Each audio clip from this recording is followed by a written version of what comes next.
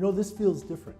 So the Atlantic Alliance, NATO, has been in place for almost 70 years now. And nearly every decade in that 70 years, there's been some big dispute. In the 1950s, it was the Suez Crisis. More recently, it was the Iraq War. But those disputes were basically single issue specific. They were about the US, frequently the US policy with regard to a single issue. This feels different because it strikes to the very core of the alliance, which has to do with the values that underpins NATO. So if you read the North Atlantic Treaty, the Washington Treaty as it's called, all the way back to 1949, the second sentence highlights three key values: democracy, individual liberty, and rule of law.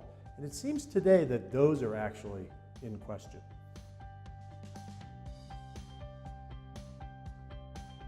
No, that's an easy question. The alliance is bigger than the sort of issues that are being placed on the table right now. It's bigger than one U.S. administration. I think this is a serious challenge to the alliance because it challenges the unity of the 29 democracies that make up NATO.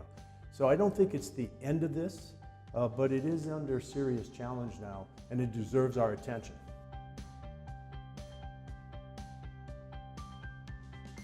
So no, we are not witnessing the end of transatlantic relations or the end of the North Atlantic Treaty. However, it is under serious challenge, and it needs to be taken seriously. Look, geography still counts. So Russia is a significant challenge. I would not use the word threat. I would use challenge to NATO and the NATO allies because the geography clearly demonstrates, the map clearly demonstrates that Russia will always be NATO's largest, most militarily capable neighbor.